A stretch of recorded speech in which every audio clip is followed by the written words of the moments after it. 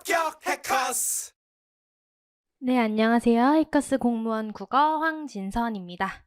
자, 지금부터 2023년 지방직 7급 해설 강의를 진행을 해보도록 하겠습니다.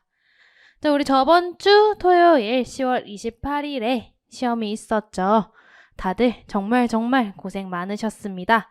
1년간 고생하신 만큼 좋은 결과가 있으시기를 바랍니다. 자, 지금부터 본격적으로 해설 강의를 진행을 해볼 건데요.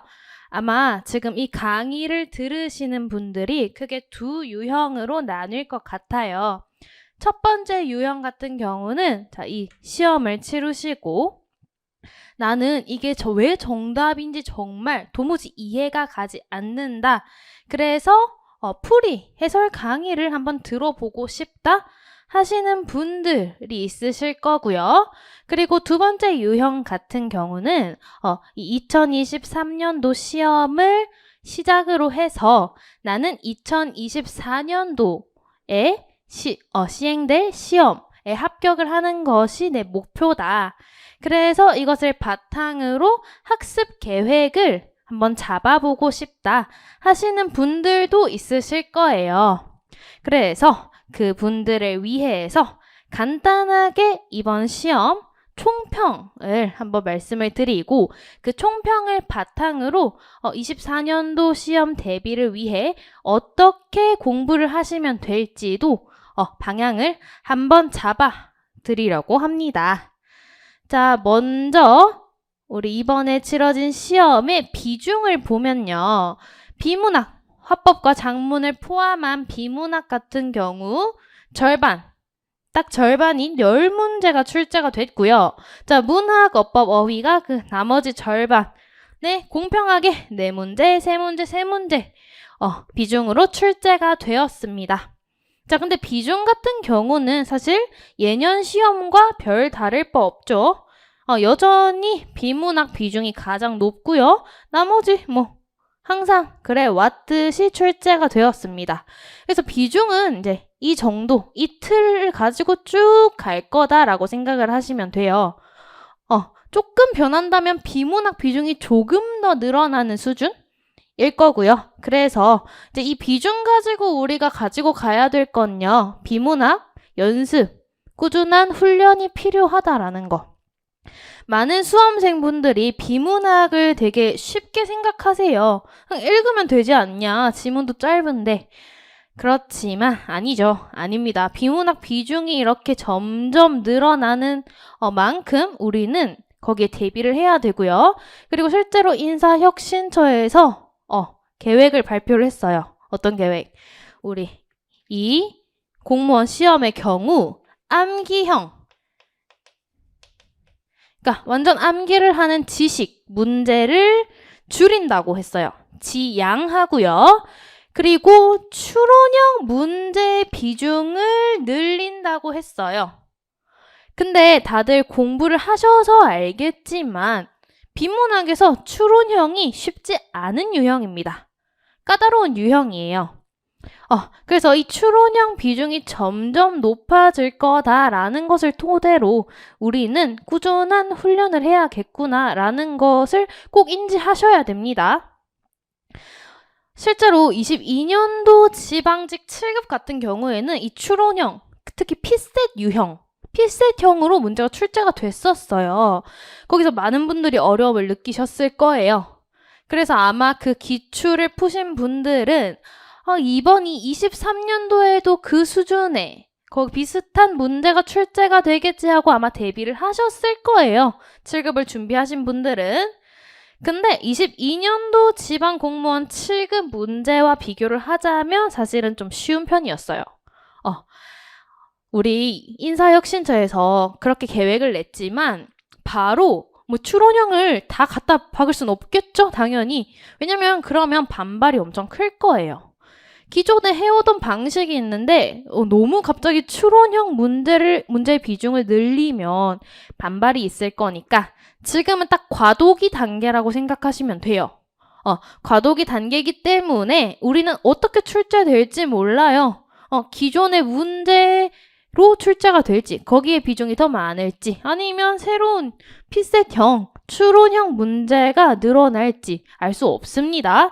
그렇기 때문에 비문학 꾸준한 연습, 훈련을 통해서 우리는 모든 유형이든 쉽게 풀 수 있도록 연습을 해 주어야 합니다.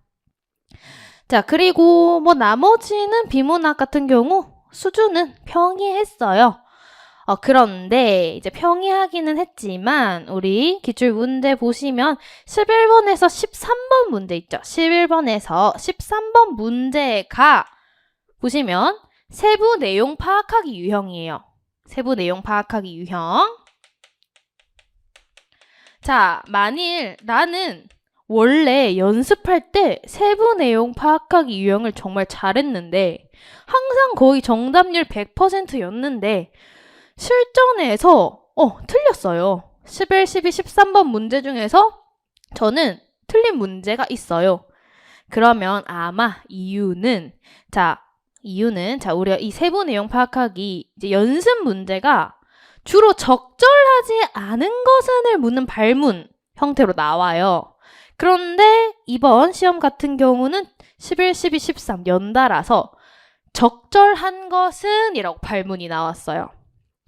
자, 두 개 다를 바 없지 않나요? 라고 하시면 다를 바 없긴 하지만 적절하지 않은 것 같은 경우 우리 어떻게 접근을 하죠? 보통 선지를 먼저 훑어요.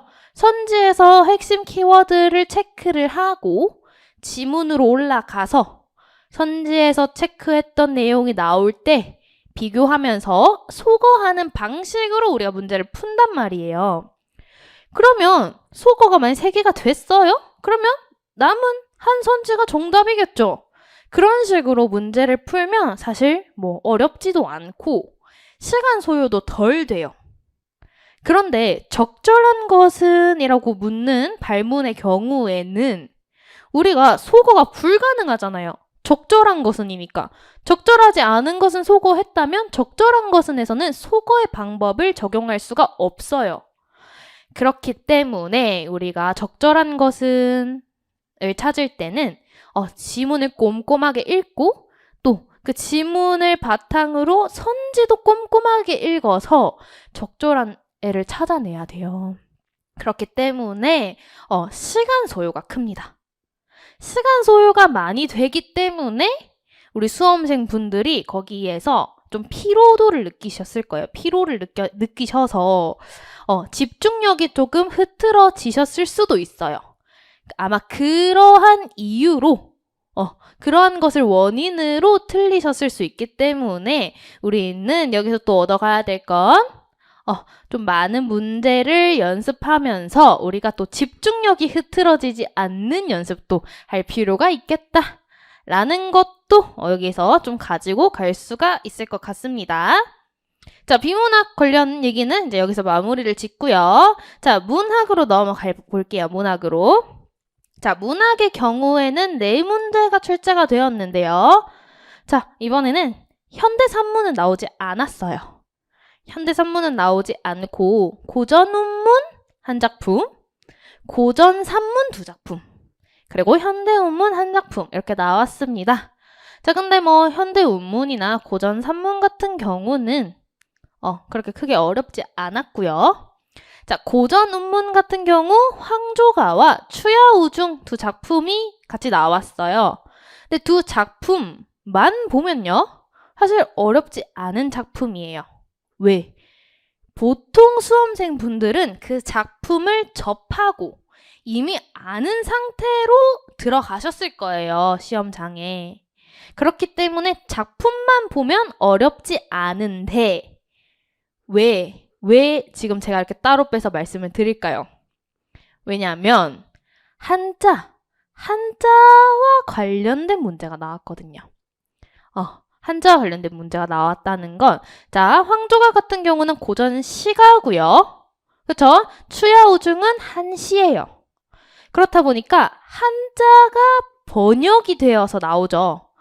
번역이 되어서 번역본으로 우리에게 전달이 되는데 이번 문제에서는 한자와 번역본이 같이 나오고 한자를 너네가 한자와 관련된 내용을 이해하고 있니? 와 관련된 문제가 나와서 사실 그렇게 어렵진 않았지만 당황하셨을 수도 있겠다라는 생각이 들더라고요. 그래서 고전 운문 같은 경우에는 여러분들이 최대한 많은 지문을 조금 익히고 수험장에 들어가시는 게 효과적입니다. 여전히 고전 운문 같은 경우에는 좀 이제 암기형이라고 해야 될까요? 내신형이라고 해야 될까요? 내신처럼 문제가 나오기 때문에 고전 운문 같은 경우는 최대한 작품을 좀 많이 눈에 익히고 우리가 들어가면 효과적이겠다. 그러나 뭐 산문의 경우나 현대 운문 같은 경우는 내가 이 작품을 알고 들어가는 것보다는 새로운 작품을 분석하는 방법을 익혀서 시험을 치르는 게 더 효과적입니다. 자, 그래서 문학은 이 정도로 학습 계획을 잡아주시면 될 것 같고요. 자, 어법 같은 경우 3문제가 나왔어요. 자, 2문제는 그냥 암기형이었죠. 우리가 알고 있는 지식을 묻는 문제였고요. 그리고 한 문제 같은 경우는 비문학과 결합해서 나왔어요. 그쵸? 비문학과 결합해서 나왔어요. 자, 그 문제가 19번 문제였죠. 19번 문제였는데 사실 이게 단어의 의미와 관련된 내용이죠. 어법에서 단어의 의미와 관련된 내용인데 사실 우리가 단어의 의미 그 부분을 따로 알고 가지 않으셨어도 만일 내가 그거는 그냥 너무 지엽적일 것 같아서 안 익히고 갔다, 익히지 않았다, 암기를 하지 않았다. 그래도 충분히 풀 수 있는 문제였어요. 사실 그 문제는 어법보다는 비문학 문제라고 봐도 무방한 문제였기 때문에 사실 걔도 그게 어렵지는 않으셨을 겁니다. 근데 만일 내가 그 알고 있는 기존의 단어의 의미와 관련된 내용을 알고 있어요. 알고 있어서 지문을 읽지 않고 바로 선지 이 내용을 보고 내가 아는 지식으로만 푸셨다면 조금 헷갈리셨을 수도 있습니다. 그런데 뭐 연계됐으면 당연히 비문학 지문 읽고 푸셨어야 돼요. 그래서 뭐 어법은 이런 식으로 이제 추후에도 뭐 비문학과 연계되어서 같이 출제가 될 수도 있다. 그러니까 우리 이러한 유형에서 당황하지 말자라는 것을 하나 얻고 가면 됩니다. 자, 마지막으로 어휘 같은 경우 3문제가 출제가 되었는데 한자 어휘 문제였죠. 한자 어휘 문제였는데 우리가 한자 표기를 실제로 알고 있어야 하는 문제는 한 문제였고요. 근데 그 문제도 사실 기출에 있는 어휘를 정리를 좀 잘 하셨다면 어렵지 않게 푸셨을 문제였고요. 나머지 2문제 같은 경우는 뭐 한자를 알아야 되는 문제는 아니었어요. 한자를 알아야 되는 문제는 아니었고 한자 어휘는 맞지만 한 문제의 경우에는 사실 맥락상, 문맥상 우리가 파악할 수 있을 정도의 문제였고요.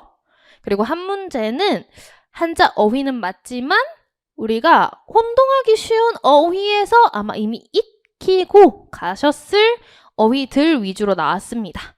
그래서 어휘도 사실 이번 시험에선 크게 어렵지는 않았다라고 말씀을 드릴 수가 있을 것 같네요.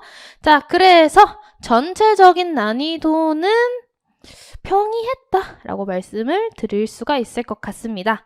하지만 우리가 지금 이 평이했다라는 난이도가 중요한 게 아닙니다. 2024년도 시험을 위해서 이것들을 바탕으로 학습 계획을 어떻게 짜갈 것인가가 중요한 겁니다. 자, 그래서 이러한 정보를 토대로 각자 자신에게 맞는 학습 방법, 학습 계획을 잘 짜보시길 바랍니다. 자, 그래서 여기까지 총평 말씀을 드려봤고요. 자, 본격적으로 지금부터 기출문제풀이 진행을 해보도록 하겠습니다.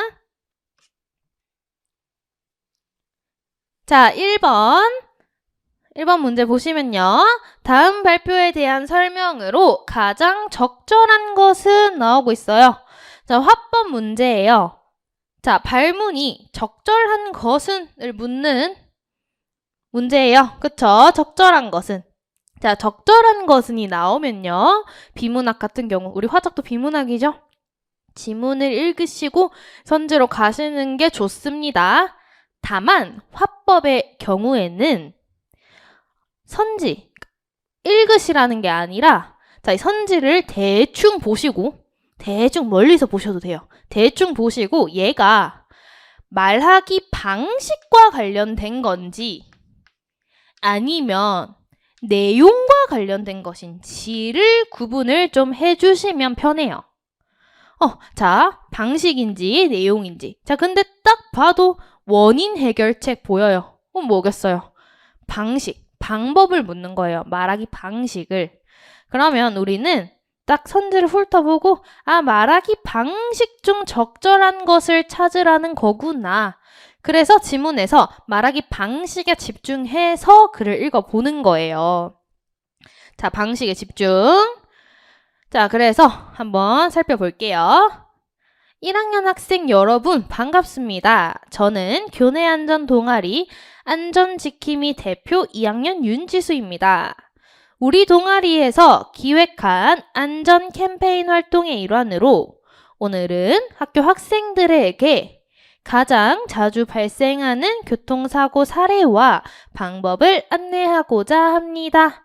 자, 1문단에선 자기소개하고 어떤 것을 발표할 것인지 주제를 간략하게 말을 하고 있네요. 자, 2문단.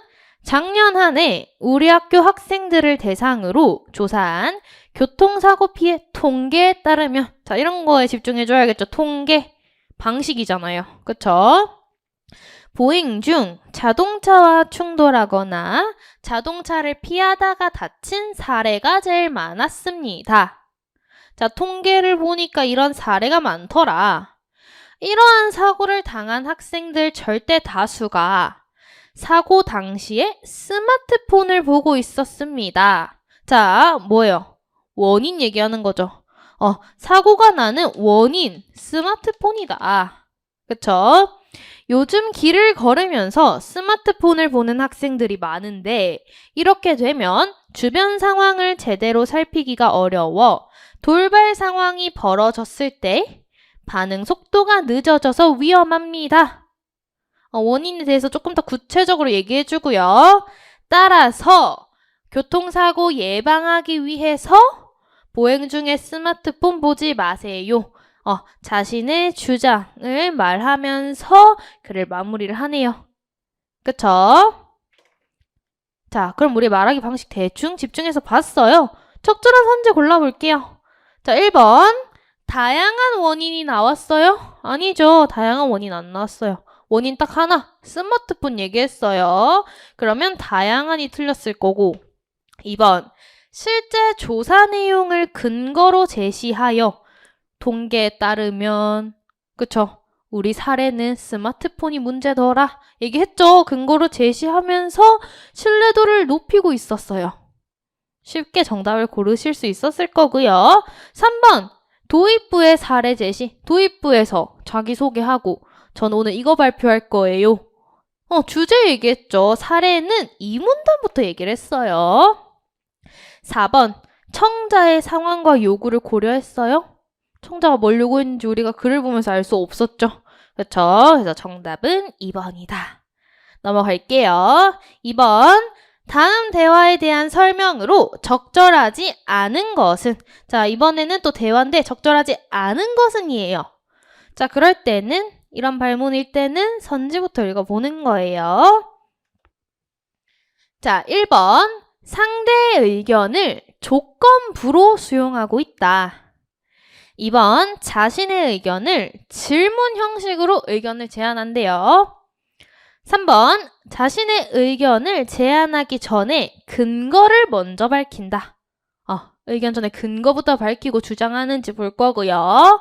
4번. 상대의 의견을 반박하여 새로운 제안의 근거를 확보하고 있다. 자, 그러면 얘네들을 한번 찾아가면서 읽어보도록 할게요. 자, 학생 대표가 학교에 외부인이 아무 때나 드나들면 소음이나 교통사고 등 예기치 못한 문제가 발생할 수 있습니다. 주민들의 학교 체육시설 이용 시간을 오후 5시 이후로 제한했으면 합니다. 자, 우리 아까 선지에서 봤어요. 뭘 봤냐면요. 제한 전에 근거 밝힌다. 근거를 먼저 밝히고 자기 주장 얘기하잖아요. 그쵸? 우리 선지 하나는 찾을 수 있고요. 자, 주민대표. 학생들의 수업권과 안전이 우선적으로 보장되어야 한다는데 동의합니다. 자, 우리 학생 대표 의견에 동의를 했어요. 그런데 많은 주민들이 아침에 운동하기를 선호하니 오전 9시 이전까지는 체육시설 이용을 허용하면 어떨까요? 자, 자신의 의견을 질문의 방식으로 제시하는 거 찾을 수 있고요. 그쵸? 그리고 자, 우리 학생 대표가 5시 이후로 써주세요 했는데 이 사람이 동의하는데 그런데 9시 이후 말고도 오전 9시 이전까지는 허용해 주세요. 나머지 오전은 안 쓸게요. 근데 오전 9시 이전은 허용해 주세요. 이게 뭐예요? 조건부 수용이죠.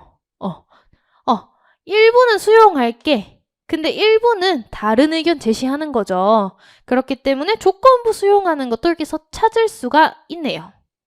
그쵸? 그래서 학교장이 알겠습니다. 허용하도록 하겠습니다. 잘 안내해 주세요.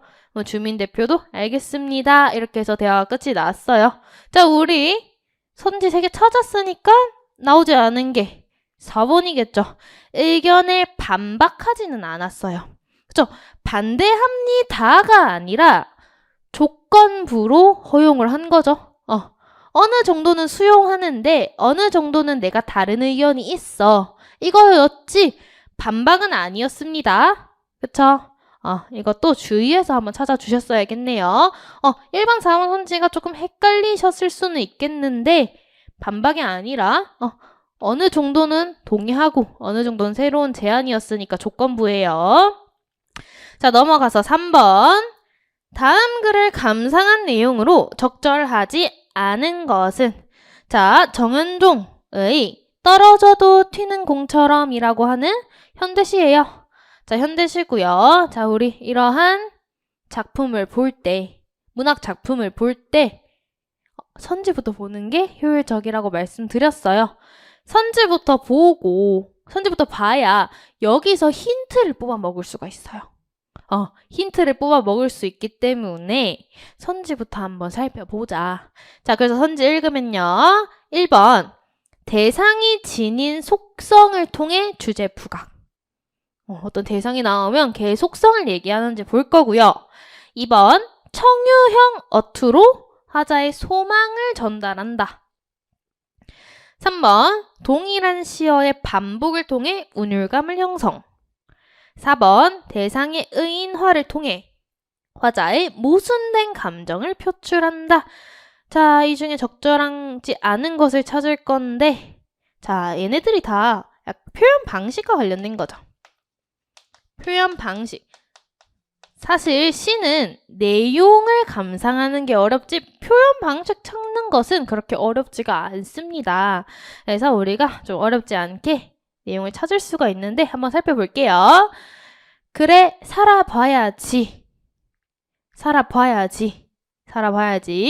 너도 나도 공이 되어 살아봐야지. 자, 뭐예요? 내가 살겠다는 게 아니라 야, 우리 같이 공처럼 살아보자. 청유형인 거죠. 청유형. 자, 이게 너도 나도 때문에 살아봐야지가 같이 공처럼 살자. 청유형이 되는 겁니다. 자, 살자. 떨어져도 튀는 공이 되어. 자, 공의 속성 나오죠. 어때요? 떨어져도 튀죠? 이 공이라고 하는 대상의 속성이 나오고 있어요. 대상의 속성. 떨어져도 튀는 공처럼 살아보재요. 쓰러지는 법이 없는 둥근 공처럼. 자, 여기도 속성 나오죠. 탄력의 나라의 왕자처럼 가볍게 떠올라야지. 곧 움직일 준비가 되어 있는 골, 둥근 공이 되어 옳지, 최선의 골. 지금의 네 모습처럼 떨어져도 튀어오르는 공, 쓰러지는 법이 없는 공이 되어 살아보자. 이렇게 되는 거죠. 자, 그럼 하고 싶은 말이 뭐예요? 떨어져도 튀는 공처럼, 즉, 좌절되는 상황이 와도, 실패를 겪는 상황이 와도 포기하지 말고 다시 일어서자. 이런 공처럼, 이런 얘기를 하고 싶은 거겠죠. 그쵸? 그래서 우리 1번, 떨어져도 튀는 공처럼 우리도 좌절하지 말고 포기하지 말며 살아가자 주제에 부각하고 있어요. 자, 2번 청유형 어투로 우리 그렇게 살아가자 소망 얘기하고 있고요. 시어 반복 어디서? 살아봐야지, 살아봐야지. 공이 되어, 공이 되어. 반복 보이죠? 반복. 반복은 무조건 운율감 형성하고요. 자, 그러면 정답이 4번이겠죠, 4번. 대상의 의인화. 자, 대상의 의인화는 나와요. 쓰러지는 법이 없는 공. 그쵸? 쓰러진다, 이거 의인화잖아요. 자, 쓰러지는 법이 없는 공이라고 우리 의인화가 되고 있습니다. 자, 그럼 이 의인화를 통해서 전달하고자 하는 거 뭐예요? 쓰러지는 법이 없는 공처럼 우리 인간들도 쓰러지지 말자. 그쵸? 그러한 의지를 얘기하고자 하는 거죠. 여기는 선지 보시면 의인화를 통해 모순된 감정 표출이 아닌 거죠. 화자의 의지를 드러내고자 하는 것이지 모순된 감정을 표출하고 있진 않기 때문에 정답은 4번입니다.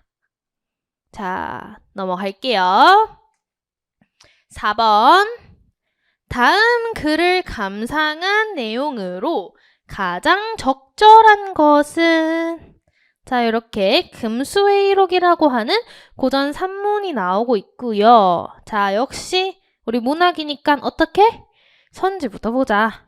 자, 선지 보시면요. 자, 이번에도 역시 내용보다는 어디? 표현 방법에 좀 집중을 하고 있는 걸 보실 수가 있어요. 표현 방법. 자, 1번 보시면 대화를 통해. 자, 대화라고 하는 것은 뭐죠? 대화. 주고받는 거죠. 이게 두 명 이상이 있는 거예요. 2명 이상이 요로 갔다가 절로 갔다가 주고받아야지만 대화의 형식이 되는 겁니다. 2명 이상이 주고받는 형식을 통해 대상을 입체적으로 그리고 있다. 두 번째, 감각적 묘사를 통해. 감각적 묘사, 감각이 뭐예요? 우리 오감, 시각, 후각, 청각, 촉각 요거 있죠? 요러한 감각을 통해서 대상을 개성적으로 나타내고 있는지. 3번, 우화 형식을 통해. 자, 우화가 뭐예요? 우화. 자, 우화라고 하는 건 어떠한 대상이 있어요. 사람이 아닌 대상이 있어요. 뭐 동물이 되어도 좋고 우리가 우화하면 딱 떠오르는 작품이 뭐가 있을까요? 공방전. 공방전에서는 엽전이라고 하는 대상을 의인화해서 표현했죠. 어쨌든 뭐 동물이 됐든 무생물이 되었든 어떠한 대상을 통해서 대상을 의인화해서 어떤 세태를 풍자하고자 하는 것을 우화 형식이라고 합니다. 그래서 우화 형식을 통해서 어떠한 대상의 양면성을 풍자적으로 그리고 있는지 살펴볼 거고요. 4번, 역전적 시간 구성이라고 하는 건 시간 흐름이 순차적인 게 아닌 거죠. 역순행적인 거.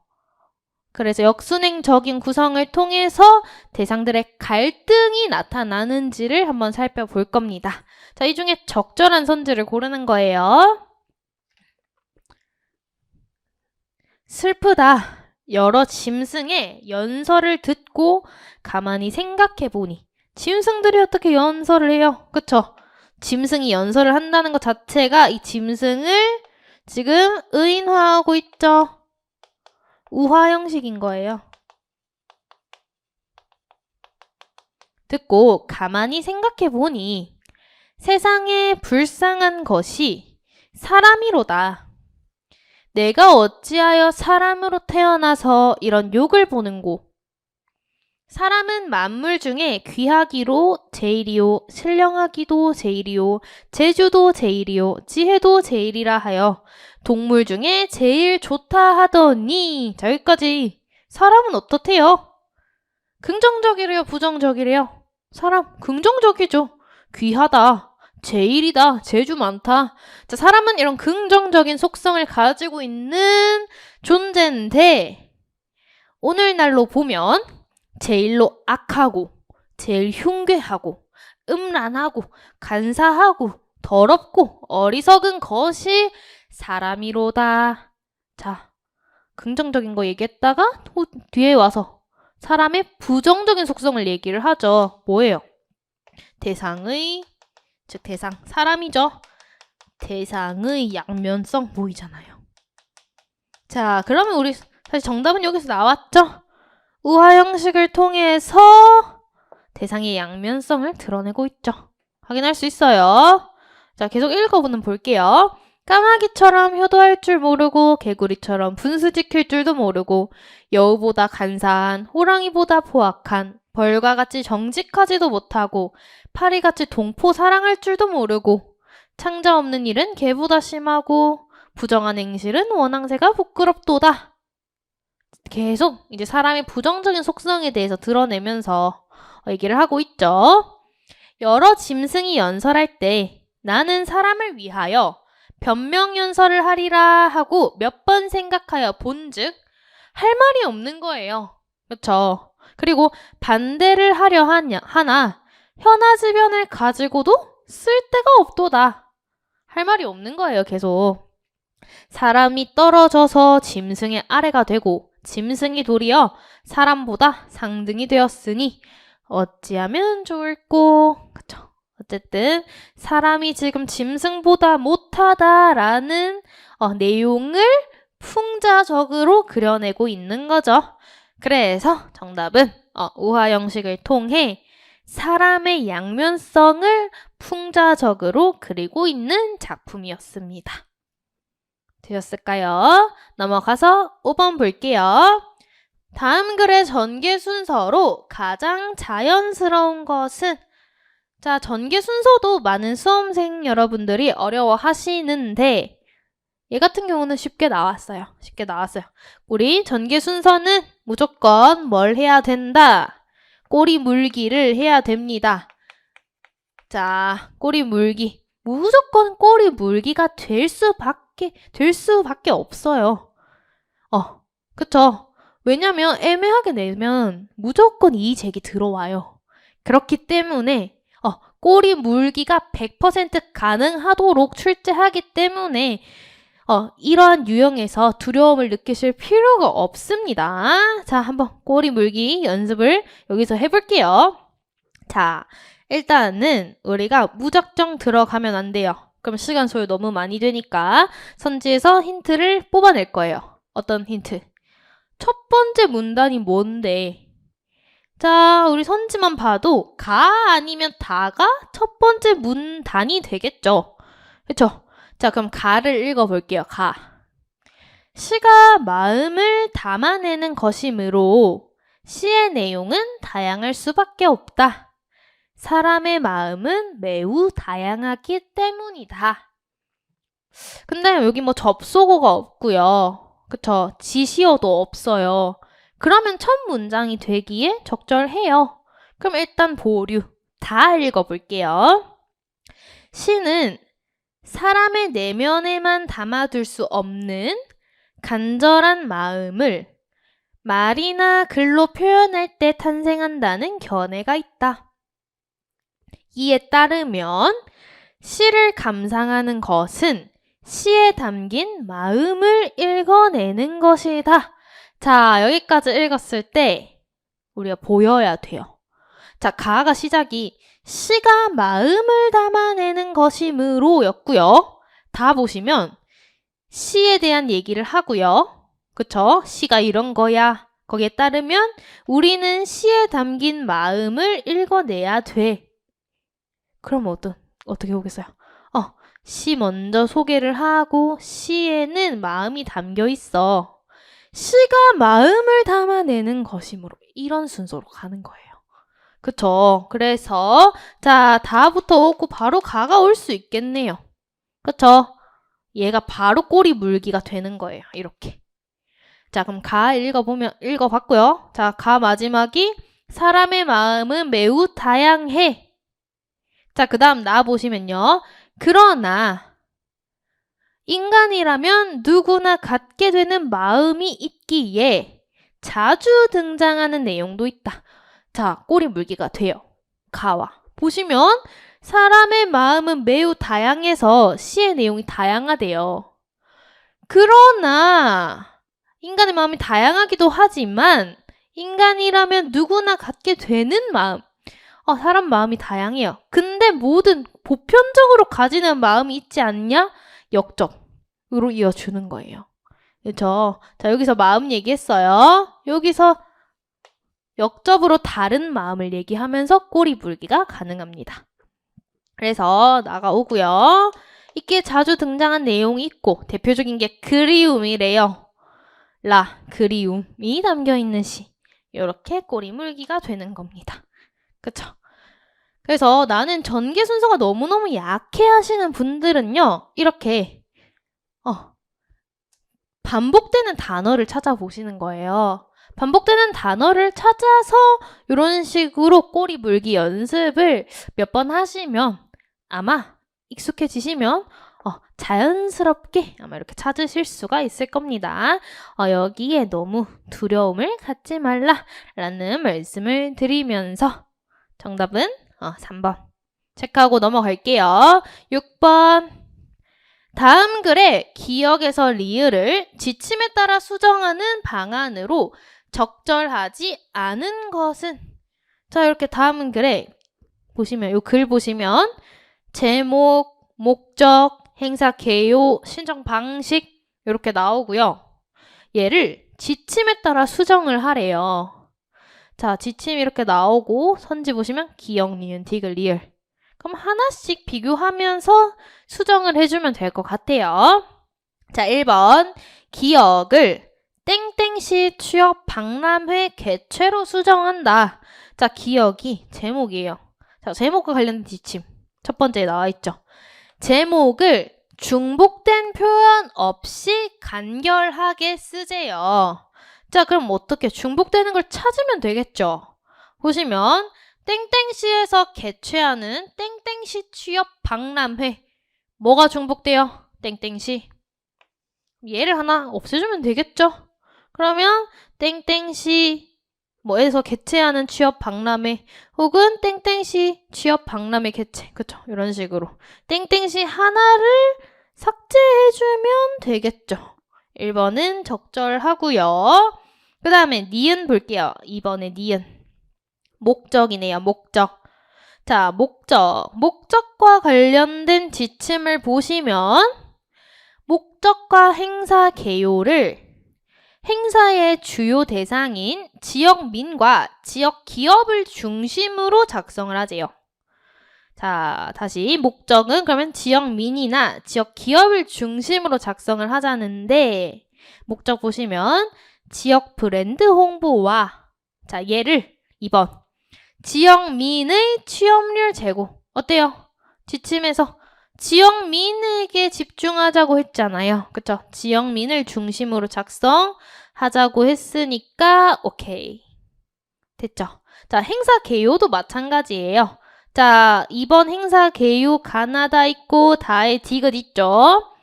땡땡시 취업 지원센터 활동 보고 얘를 어떻게 땡땡시 소재 기업의 자, 땡땡시 기업을 중심으로 하자 했잖아요. 그러면 자, 원래는 땡땡시 취업 지원센터 대신에 기업으로 바꾼 거니까 괜찮죠.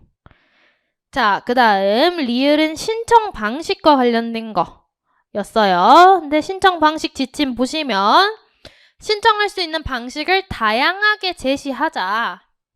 원래는 온라인 신청서 접수 하나였어요. 얘를 4번. 리을은 행사 10일 전까지 시청 누리집에 신청서 업로드로 수정. 여전히 이렇게 수정해도 신청 방법은 하나잖아요. 다양한 게 아니죠. 그러니까 4번이 적절하지 않은 선지가 되겠죠. 어렵지 않았고요. 넘어가서 7번. 자, 얘가 이제 어휘 문제였어요. 어휘 문제. 자, 어휘 문제였는데, 자, 읽어보면 발문. 밑줄 친 부분을 고유어로 바꿔 쓴 것으로 적절하지 않은 것은이에요. 자, 그래서 자, 나는 한자가 너무너무 약해. 범위도 너무너무 많아. 그래서 만일 한자 공부를 제대로 안 하셨어요. 자, 그러면 맥락상 한번 읽어볼게요. 선생님께서 오늘 영면하셨다를 오늘 돌아가셨다. 나쁘지 않아요. 공무원은 국민을 기망해서는 안 된다. 속여서는 안 된다. 땡땡시는 금명간 공사를 할 것이라고 발표했다. 일찍 공사를 할 것이라고. 이게 좀 애매한 거예요. 이상하지 않아요? 약간 느낌이? 4번 주무관들에게 회의 시간이 바뀌었다고 공지했다. 이건 쉽죠? 알렸다. 괜찮죠? 그래서 사실 맥락상 너무 한자가 어려워서 나는 너무 모르겠어 하면 이렇게 하시는 건데 사실 정확하진 않죠. 정확하진 않고 이 한자 여기 나온 한자어들을 보면 우리가 적어도 7급을 준비하신 분들이라면 알고 갔어야 하는 한자입니다. 그래서 우리 일단 한자어 체크를 해볼게요.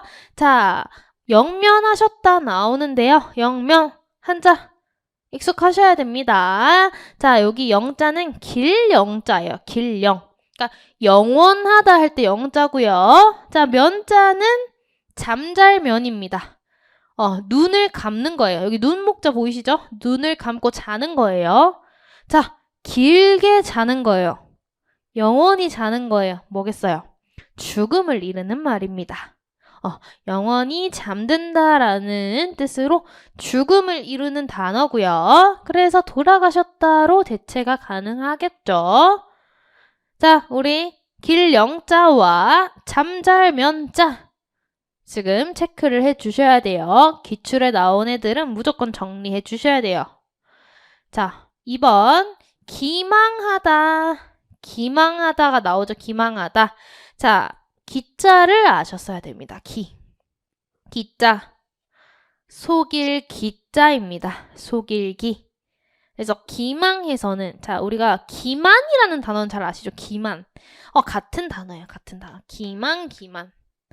자, 그래서 속일 기자에 그물망자를 써서 속여서는 안 된다. 자, 기만 둘 다 남을 속여 넘긴다라는 뜻입니다. 그래서 대체가 가능하겠죠. 자, 세 번째, 금명간. 자, 금명간. 금, 이재금, 발글명, 사이, 간자 정도는 다 아셨을 거예요. 그쵸? 자, 우리가 오늘을 한자어휘로 뭐라 그래요? 금일, 내일을, 명일. 그쵸? 금일, 명일 할 때 그거예요. 금일, 명일 할 때 걔네들 한자가 요 애들이거든요. 그래서 오늘, 내일, 사이, 간, 사이를 말하는 거겠죠. 그쵸? 그래서 금명간은 오늘, 내일 사이로 바꿔주셨어야 됩니다. 그래서 일찍이 적절하지가 않은 거예요. 그쵸? 얘네들 좀 체크해 주시고요. 금명간 한자는 아마 다들 아셨을 것 같고요. 얘네 뜻을 우리 금일, 명일까지 같이 체크를 해주시면 좋을 것 같아요. 자, 4번 공지. 이거는 아마 쉽게 패스하셨을 것 같아요. 그래서 공지 한자 보시면요. 공변될 공. 우리 이제 공적이다 라는 뜻으로 쓰이고요. 알지. 그래서 공적으로 널리 알린다라는 뜻으로 우리 공지라는 한자어를 씁니다. 그래서 알렸다, 대체 가능. 그래서 여기서는 지금 이 단어들도 중요하고 뜻도 중요하고 이게 한자 하나하나들을 좀 잘 체크를 해주시기 바랍니다. 자, 넘어갈게요. 8번. 다음 글을 감상한 내용으로 적절하지 않은 것은 자, 우리 이게 아까 말씀드렸던 한자로 고전 운문이 출제가 되었다. 그쵸? 근데 얘는 사실 내용 유리왕의 황조가나 최치원의 추여우중은 다 알고 계실 거예요. 그래서 요 한자들이 무엇을 나타내는지만 좀 비교를 잘 해주셨다면 그렇게 문제 자체는 어렵지 않으셨을 거예요. 그러니까 당황을 하신 거죠. 당황을 하셨을 거예요. 자, 뭐 어쨌든 우리 내용을 한번 같이 살펴보면요. 자, 유리왕의 황조가는 고전시가죠. 고전시가입니다. 고전시가는 특징이 배경설화가 함께 전해진다라는 특징이 있어요. 그래서 아마 이번에 시험을 치신 분들은 다 들어보셨을 거예요. 황조가의 배경설화는 이제 유리왕의 왕비가 죽고 두 여자를 이제 맞이하게 됩니다. 첩으로. 이제 이름이 화희랑 치희라는 여자였는데 화희는 이제 고구려 골천 사람이었고요. 그리고 치희는 한나라 사람이었어요. 자, 둘이 사이가 안 좋았어요. 당연히 안 좋았겠죠. 그래서 이제 유리왕이 사냥을 나간 사이에 두 여자가 말다툼이 일어나요. 말다툼이 일어나는데 이제 화희가 너는 한가에 비천한 첩 아니냐. 너가 뭐라고 여기에 지금 발을 붙이고 있냐라고 이제 시비를 걸게 된 거죠. 그래서 치는 이제 모욕적인 말을 들은 거다 보니까 결국 이 유리왕이 집을 비운 사이에 그 궁을 비운 사이에 도망을 가게 됩니다. 뛰쳐나가게 됩니다. 자, 유리왕이 사냥을 끝내고 돌아왔는데 치가 없어졌어요. 그래서 이 치를 다시 돌아오게 하려고 치를 찾아가죠. 찾아가는데 돌아오겠어요? 그렇게 모욕적인 말을 들었는데 당연히 안 돌아오죠. 그쵸? 그래가지고 이제 유리왕이 혼자 돌아오는 길에 저기 하늘에는 암수다정한 꾀꼬리가 있어요. 자기의 외로운 마음을 담아서 부른 노래가 이 황조가라는 시가입니다. 자, 그래서 이 배경설화 내용이 여기에 다 담겨 있어요. 자, 보시면 펄펄 나는 꾀꼬리, 암수, 서로 정다운데 저 꾀꼬리는 정다운데 외롭구나 이 내 몸은 나는 어때요? 이 나는 외로운 거예요. 누구와 함께 돌아갈까? 뭐예요? 돌아갈까? 누구와 함께 돌아갈까? 표현법 뭐예요? 서리법이죠. 이게 진짜 질문하는 거예요? 아니죠. 나 돌아갈 사람이 없어. 답이 정해져 있는 의문형이죠. 서리법입니다. 아, 나 돌아갈 사람이 없구나 라고 탄식을 하고 있는 것이죠. 자, 내용은 이렇게 파악하시면 되고요. 자, 관련된 내용을 선지에서 찾아볼게요. 자, 1번 보시면 가의 황조 여기 나오죠. 황조가 뭐예요? 꾀꼬리겠죠. 그래서 우리 꾀꼬리는 화자에게 외로움을 유발하죠. 쟤네들은 저렇게 정다운데 나는 외롭다. 외로울수록 저기 다정한 커플 보면 더 외로운 거예요. 그거예요. 그쵸? 확인이 되시고요. 3번 볼까요? 가의 화자는 상의를 바라고 자, 상의. 자, 자웅. 암수가 상의. 서로 정답다예요. 서로 정답다. 자, 3번 보시면 과의 화자는 서로 정다운 것을 바라겠죠. 그쵸? 치와 정답게 돌아오길 바랬던 거겠죠. 그래서 확인이 되고요. 자, 4번 가의 화자는 여기를 지향하려 하고 자, 여기 나오죠. 여기 뭐예요? 더블요. 귀 돌아갈 귀. 그러면 여기서 보시면 번역된 거. 함께 돌아갈까? 요 내용을 가리키는 거겠죠. 함께 돌아갈까? 자, 근데 이게 진짜 돌아가자. 함께 돌아가자. 이게 아니라 뭐라고 했죠? 서리법. 돌아갈 사람이 없구나를 가리키는 말이에요. 그래서 4번 가해화자가 여기를 지향하려 하는 게 아니라 여기를 할 수 없다는 것을 알고 탄식하고 있는 거예요.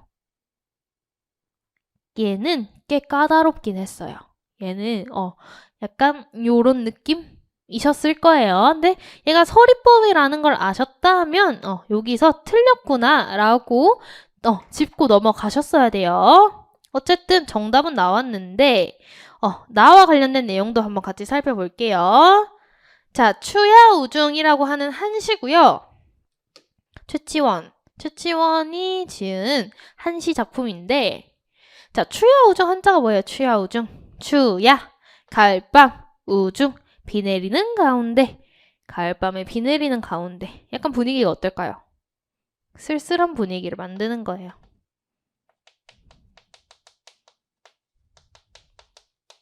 쓸쓸한 분위기를 조성하는 겁니다. 자, 최치원이라고 하는 사람은 어느 시대 사람? 신라시대 사람이에요. 근데 이 최치원이 당나라로 유학 간 건 다들 잘 알고 계실 거예요. 자, 언제 유학을 갔냐면 12살 나이에 고국을 떠나 당나라로 유학을 가게 됩니다. 자, 유학을 갔어요. 이제 혼자 있으면 어때요? 외롭고 쓸쓸하겠죠. 근데 가을밤에 비가 내려요. 더 쓸쓸하고 더 고독할 거예요. 그러한 분위기를 가지고 있는 한시 작품입니다. 자, 그것을 토대로 글을 읽어보면요. 가을 바람에 오직 애써 심한 을풀 뿐이다. 세상길에 날 아는 이 거의 없는데 그쵸. 당나라로 유학 가서 자신을 알아주는 사람이 거의 없겠죠. 그쵸? 그래서 더 외로울 거예요. 창밖에는 한밤중 하염없는 비. 등불 앞엔 만리를 달리는 마음. 자, 만리를 달리는 마음 뭐예요? 자, 심리적 거리감이 이만큼 멀다라는 뜻을 나타내는 거예요. 그쵸? 심리적 거리감이 만리나 된다. 그럼 이 만리가 가리키는 이렇게 멀리 떨어져 있는 공간이 어디겠어요? 고국이겠죠. 자, 고국일 겁니다. 자, 내용은 이 정도로 파악해 주시면 되고요. 자, 한자어휘랑 비교하면서 서치 체크해 볼게요. 자, 2번 나의 추풍 가을바람. 자, 가을바람이 뭐 한다 했어요? 쓸쓸한 분위기를 더 고조시킨다고 했어요. 선지 화자에게 외로움과 고뇌를 불러 일으킵니다. 자, 그쵸? 4번 나의 화자는 만리를 달리는 마음이겠죠. 만리심은 벗어나려 한다. 자, 만리가 어디였는데요? 고국을 향한 마음, 고국에 대한 그리운 마음을 벗어나려고 하는 게 아니죠. 나 고국이 너무 그리워겠죠. 벗어나려고 하는 게 아닙니다. 그렇죠. 사실 이 가와 관련된 요 선지 내용이 어려웠어도 요거를 통해서 아마 4번 선지가 틀렸다는 것을 고르실 수 있었을 겁니다. 자, 그쵸. 근데 얘 같은 경우 사실 한자로 당황하셨을 순 있겠지만 그렇게 크게 내용적인 측면에서 어렵진 않았죠. 그래서 우리 이런 식으로 고전 운문은 좀 미리미리 이 내용을 알고 있게끔 학습을 하자라는 말씀을 다시 드립니다. 자, 이어서 9번 볼게요. 다음 글을 감상한 내용으로 적절하지 않은 것은 자, 흥보가죠. 흥보가라고 하는 또 고전 산문이 나오고요. 자, 그럼 어떻게 하자? 선지 읽어보자. 자, 선지 내용 파악해 볼게요. 1번 흥보는 병영에 가서 매품팔이로 생계를 유지하려 한다. 2번 아내의 말을 들은 흥보는 매품팔이 하는 것을 유보하려고 한다. 미루려고 한다는 거죠. 3번 흥보 자식들은 병영에 가는 아버지에게 태연히 부탁하고 있다. 4번 흥보는 병영으로 가는 길에 자신이 처한 현실을 한탄하고 있다. 자, 관련 내용 나오면 소거해 볼게요. 여보 영감 중한 가장 매품 팔아먹고 산단 말은 고금천지 어디가 보았소? 가지마오 불쌍한 영감아 가지마오. 하늘이 무너져도 솟아날 구멍이 있는 법이니 설마 한들 죽사리까 제발 가지마오. 병영영문 곤장한 데를 맞고 보면 종신 골병이 든답니다. 불쌍한 우리 영감 가지마오. 누가 얘기하고 있는 거예요? 아내죠. 흥보의 아내가 얘기하고 있는 거겠죠. 흥보의 아내가 흥보한테 여보 가지마오. 어디 가려고 하는데 흥보는 매품을 팔려고 가고 있는 거죠. 매품을 팔려고 지금 병영을 가려고 하는 흥보를 지금 아내가 붙잡고 있어요.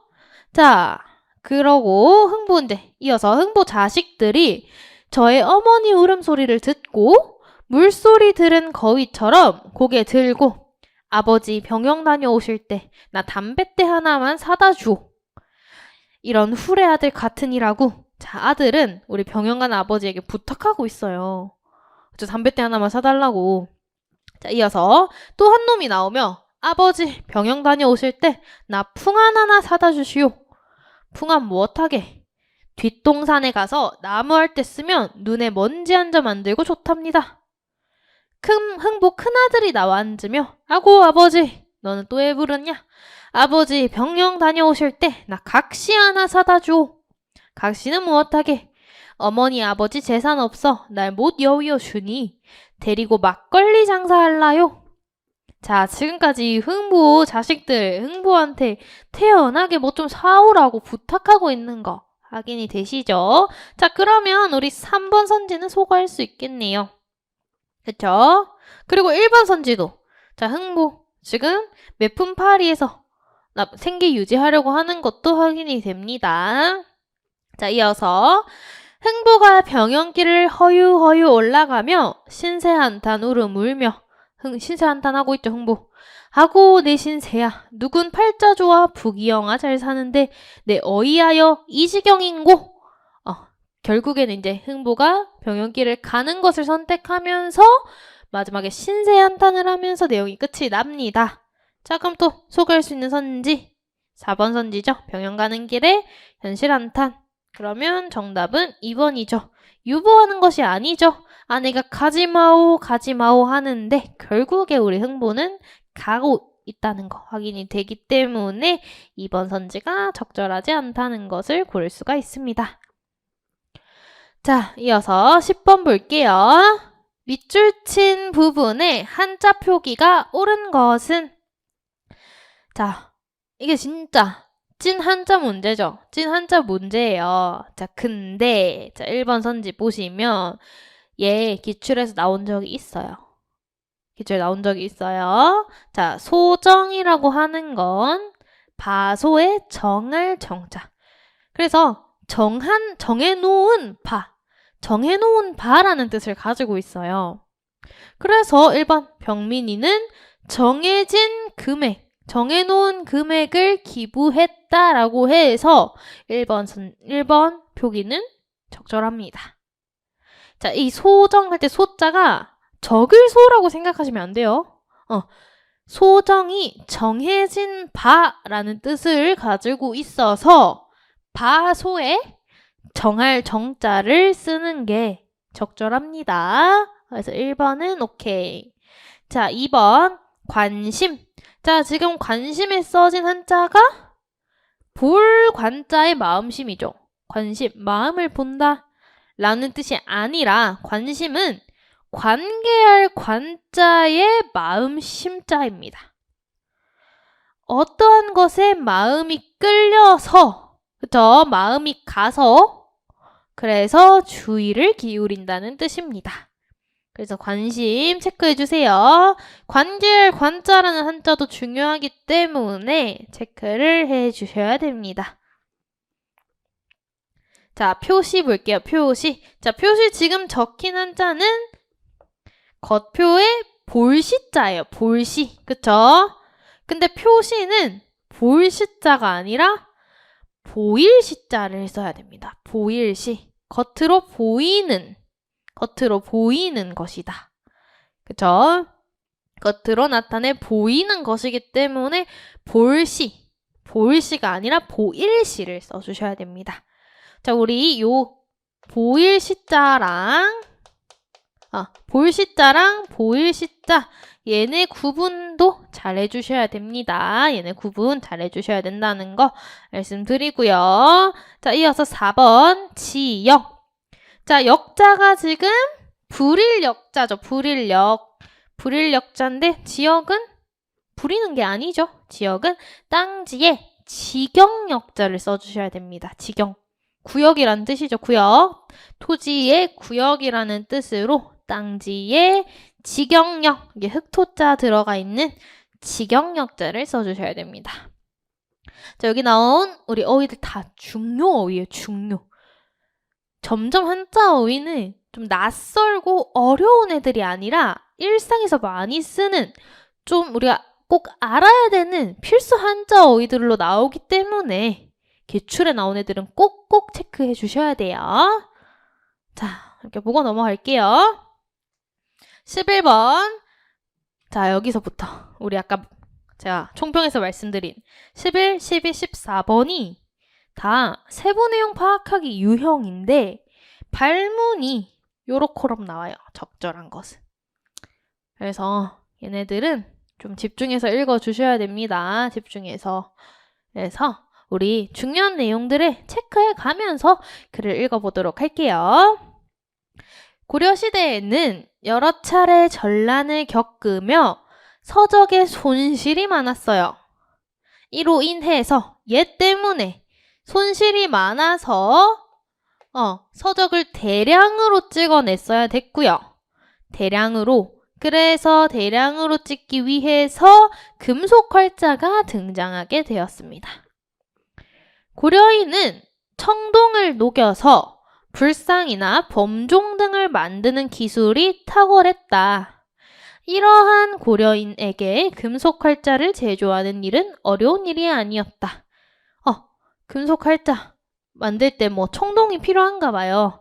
이미 고려인들은 청동으로 불상 범종을 만든 그 경력이 있기 때문에 어려운 일이 아니었대요. 고려인은 금속 활자를 만들 때 진흙에 가까운 고운 모래를 사용을 했대요. 이 모래를 상자 속에 가득 채우고 그 위에 목활자를 찍어 눌려 틀을 완성했다. 과정이 나오죠. 고운 모래를 사용하는데 걔를 먼저 상자에 채우고 목활자를 찍어 누르고 그 다음에 황동 액체를 부어서 완성을 시킨대요. 자, 과정 같은 건 이렇게 체크해 주시면 우리 나중에 선지 볼 때 헷갈리면 요런 애들 바로 체크하면 되니까 도움이 될 겁니다. 자, 요런 1, 2, 3 과정에서 주목할 만한 것은 바로 고운 모래 사용한 거다. 그 모래는 황동 액체를 붓는 세 번째 과정에서 거품이 생기는 것을 방지함으로써 활자가 파손되거나 조잡해지는 것을 막는 역할을 했다. 이렇게 만들어진 금속 활자를 사용하여 인쇄할 때는 목활자의 경우와 달리, 자, 우리 이런 비교하는 내용이 나온다. 무조건 체크해 주셔야 돼요. 무조건. 자, 금속 활자 인쇄할 때는 목활자와 달리 유성목이 필요했고요. 근데 고려인은 이미 유성목에 대해 잘 알고 있었기 때문에 금속 활자를 사용한 인쇄에 큰 어려움이 없었다. 자, 지문 끝이 났고요. 자, 그럼 선지, 적절한 선지를 골라볼 건데, 자, 1번. 고려인은 범종을 만들 때, 범종 어디서 나왔어요? 고려인은 불상이랑 범종 만들 때 청동 사용했다고 했어요. 청동. 2번 고려인은 금속 활자를 만들 때 목활자를 사용했어야 안 했어요? 우리 1, 2, 3 과정에 있었죠. 1, 2, 3 과정에 목활자 찍어 누른다 했어요. 오케이. 확인되시고요.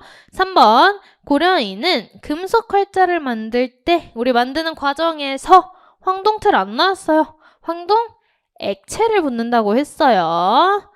틀을 만들고 그 틀에 황동 액체를 붓는다. 4번 고려인은 금속 활자를 만들 때 목활자와 달리 유성목. 자, 우리 비교 무조건 나와요. 무조건 선제 나오게 돼 있어요. 자, 근데 이거는 맞는데 언제 이거 쓴다 했어요? 금속 활자가 만들어지고 걔네를 인쇄할 때. 그래서 저희가 되게 이런 조그만한 단어들을 바꿨잖아요. 그래서 피로도가 아마 더 높아지셨을 거예요. 근데 어쩔 수 없어요. 우리는 글을 좀 꼼꼼하게 읽는 연습이 필요합니다. 어쨌든 정답은 2번이고요. 자, 넘어가서 12번 볼게요. 역시나 세부 내용 유형으로 적절한 것을 찾아볼게요.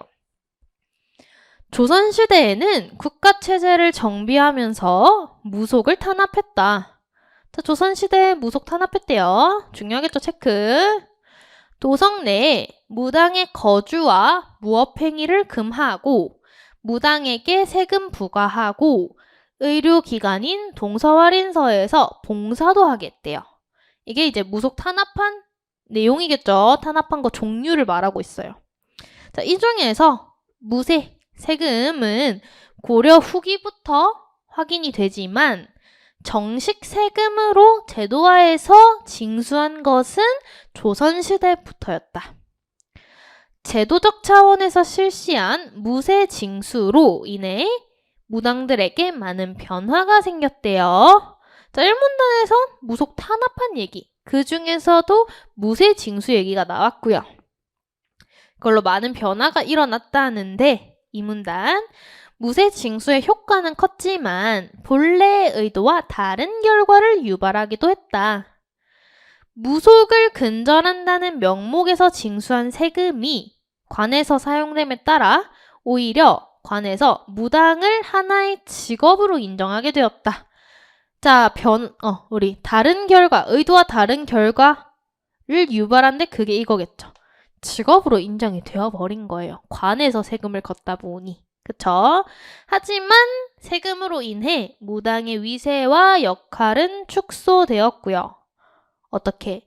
무당이 국가적 차원의 의례를 주관하던 전통은 사라지고 성황제를 비롯한 고을 굿은 음사로 규정되어 중단되었다. 자, 이게 역할이 축소된 예죠? 이런 전통 사라지고 고을 굿도 중단되고. 자, 읽었고요. 순지 적절한 애 찾아볼게요. 1번 무당은 관이 원래 의도했던 바와 다른 결과 얻었다. 이건 그대로 나왔죠, 지문에. 그대로 나왔어요. 네, 오케이. 되고요. 자, 2번 무당은 치유 능력을 인정받아 의료기관에서 일했어요? 아니죠. 탄압하기 위해서 봉사한 거죠. 탄압하기 위해서 너네 봉사해. 그래서 의료기관에서 일한 거였고요. 3번 무당은 고려와 조선에 걸쳐 세금을 납부했는데 정식적으로 제도화된 건 조선시대부터였다고 했고요. 4번 무당은 국가일에서 배제되었다고 했고 고을 의례 주관? 아니죠. 고을 굿도 중단되었어요. 적절한 것은 1번. 난도는 높지 않죠? 난도는 높지 않아요. 13번도 마찬가지로 읽어보도록 할게요. 우리 옛 문어는 한문이든 한글이든 지금과 같은 가로쓰기가 아닌 세로쓰기로 되어 있었다. 자, 우리 옛 문어는 세로쓰기. 물론 외국인이 펴낸 대역사전이나 한국어 문법서의 경우 알파벳을 쓰기 위해 가로쓰기를 택했다. 자, 이제 외국인들이 쓴 거는 가로쓰기였대요. 알파벳 때문에. 1880년대 리델이 편찬한 한불자전, 1897년에 게일이 편찬한 한영자전은 모두 가로쓰기 책. 외국인이 썼죠. 그렇죠? 자, 이런 고유 명사가 나올 때는 좀 무조건 체크를 해주세요. 선지에서 헷갈릴 수 있으니까. 다만 푸틀로가 편찬한 로조 사전은 러시아 문자는 가로, 우리말 단어는 세로로 쓴 독특한 형태다. 자, 로조 사전은 좀 특이하대요. 우리나라 사람이 쓴 최초의 가로쓰기 책은 95년 이준영, 정현, 이기영, 이명선, 강진이가 편찬한 국한 대역사전 국한회어이다. 자, 최초 가로쓰기 책, 우리나라 사람이 쓴 체크. 국문으로 된 표제어를 한문으로 풀이한 것은 국한문 혼용체의 사용 빈도가 높아진 시대적 분위기가 반영된 것이다. 자, 여기까지. 국한회어에 대한 설명. 자, 서문에는 글자와 행의 기술 방식, 표제어 배열 방식 등을 설명하고 이 방식이 알파벳을 사용하는 서양의 서적을 본뜬 것이라는 사실을 밝혀놓았다. 자, 여기까지 이제 국한회어에 대한 설명. 그쵸? 주시경의 가로쓰기 주장이 1897년에 나온 것을 고려하면 국한회어 가로쓰기는 획기적이다. 왜냐면 얘는 95년도였으니까. 획기적이었대요. 1897년에 나온 독립신문은 띄어쓰기를 했으며 세로쓰기를 했고 1909년에 발간된 지석연의 언문, 1911년에 편찬 작업을 시작한 국어사전 말모이 정도가 가로쓰기를 했대요. 지금 얘 같은 경우는 헷갈리기 십상이에요. 왜? 고유명사가 너무 많이 나와요. 그래서 걔네들을 좀 잘 체크를 해 주셨어야 합니다. 그래서 선지에서 적절한 친구 골라보면 1번 한불자전, 로조사전, 언문, 말모이 가로쓰기. 자, 아닌 거 보이죠? 예, 혼용이었잖아요. 우리말은 가로쓰기가 아니라 세로쓰기였어요. 2번 1895년 가로쓰기 사용이 늘어나는 분위기. 아니죠. 우리 95년에 가로쓰기가 된 애가 국한회어였다고 했어요. 획기적이었다고 했잖아요. 그쵸? 사용이 늘어나는 분위기가 아니었고요. 3번 가로쓰기가 시행되면서 국한문 혼용과 띄어쓰기가 활성화되었다? 아니죠. 이것까지 알 수 없죠. 독립신문이 띄어쓰기 했다. 근데 세로쓰기 했대요. 그쵸? 가로쓰기랑 얘네가 활성화된 게 같이 활성화된 게 아니겠죠? 4번 국한회어는 가로쓰기 방식으로 표기한 서양 책의 영향을 받았다고 여기서 나왔죠. 서양의 서적을 본뜬 것이다. 나오기 때문에 4번이 적절하다. 체크를 하실 수가 있었을 겁니다. 자, 11에서 13번. 자, 어렵진 않지만 시간 소요가 좀 꽤 됐을 겁니다. 하지만 뭐 이런 것도 연습이 필요한 거겠죠? 시간을 좀 최대한 줄이면서 효율적으로 글을 읽는 방법을 익히는 것도 우리 연습이 필요합니다. 자, 어쨌든 넘어가서 14번 볼게요. 밑줄 친 부분의 기의 문법적 성격이 다른 것은? 자, 우리는 이거 발문을 보고 기가 어떤 문법적 성격을 가지고 있는지를 떠올려 주셔야 돼요. 자, 기 어떤 역할을 하죠? 첫 번째, 자, 얘는 아예 명사로 바꿔주는 접사의 역할을 하죠. 아예 명사로 바꿔줘요. 다른 품사를 아예 명사로 바꿔주는 접사의 역할을 하는 기가 있고요. 두 번째, 자, 잠깐 문장에서 명사 역할을 해야 되는데 아예 명사로 바꿔주진 않고 잠깐 너네 명사인 척해 하는 용언의 명사형 전성어미가 있죠. 그쵸? 자, 기의 두 가지 역할. 자, 첫 번째, 아예 품사를 명사로 바꿔주는 접사 혹은 문장 내에서 자, 원래 얘가 동사 아니면 형용사, 용언이에요. 근데 잠깐 얘네가 명사 역할을 하게끔 잠깐 명사로 만들어주는 용언의 명사형 전성함의가 있습니다. 자, 그럼 얘네의 차이를 좀 생각해 보시면, 자, 얘는 어쨌든 품사가 뭐다? 명사가 되는 거고요. 자, 얘는 용언이잖아요. 용언이라는 건 변하지 않아요. 얘는 동사 혹은 형용사가 되는 겁니다. 자, 그렇기 때문에 명사는 서술성이 없어요. 동사, 형용사는 당연히 서술성이 있겠죠. 그래서 우리는 이러한 문제를 풀 때는 서술성이 있냐 없냐의 차이로 문제를 풀어주시면 됩니다. 자, 1번 보시면 수진이는 돌연 허공을 보기 시작했다. 자, 보기가 서술성이 있는지 보시는 거예요. 보시면 수진이는 돌연 허공을 봤다. 되죠?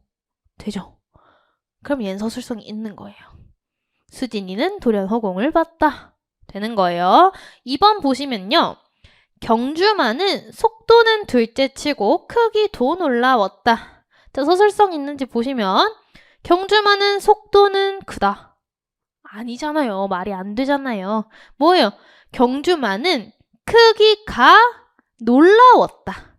얘는 서술성이 있는 게 아니라 주어의 역할을 하고 있어요. 그쵸? 명사로 주어의 역할을 하고 있기 때문에 얘는 서술성이 없습니다. 자, 3번. 나무가 굵기는 했지만 나무가 굵다. 서술성 있죠? 4번. 토끼가 너무 빨리 달리다. 서술성 있죠? 그렇기 때문에 문법적 성격이 다른 것은 접사를 쓰고 있는 2번이 됩니다. 되셨죠? 이런 식으로 서술성, 유무로 구분을 해주시면 됩니다. 자, 넘어가서 15번. 밑줄 친 단어의 쓰임이 어법에 맞지 않는 것은? 자, 얘 같은 경우는 기본어를 먼저 체크를 해주셔야 돼요. 그쵸? 기본형을 체크를 해주셔야 되는데, 자, 1번. 벌에 쏘여 얼굴이 부어 있었다. 자, 여기서 기본형이 뭘까요? 기본형. 얼굴이 붓다겠죠. 얼굴이 붓다. 어떤 신체 기관이 부풀어 오르다라는 뜻을 가졌을 때, 그러니까 예를 들어 이런 식으로 얼굴이 부풀어 오른 거겠죠. 벌에 쏘여서. 혹은 내가 다리를 삐끗해서 다리 주변이 부풀어 오르는 것도 우리가 다리가 붓다라고 합니다. 자, 그때 요 아이를 써주셔야 되고요. 요 아이 같은 경우 모음 어미와 만나게 되면 시옷이 탈락하게 되는 시옷 불규칙 활용을 합니다. 그래서 부어 적절하고요. 자, 2번. 석공은 망치와 정으로 바위를 부쉈다. 자, 기본형 부수다. 부수다의 과거형 선어말 어미 종결어미다. 자, 이렇게 되어서 요 우랑 요 어가 만나서 워로 축약 가능하죠. 축약 가능하기 때문에 부쉈다. 적절하고요. 3번.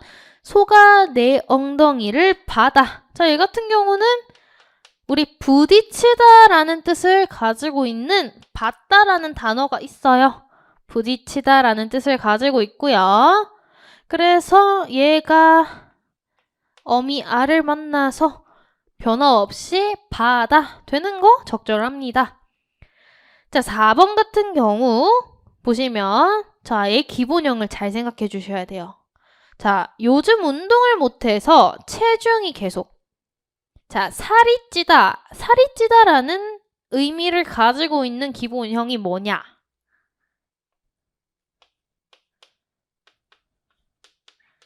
붓다입니다.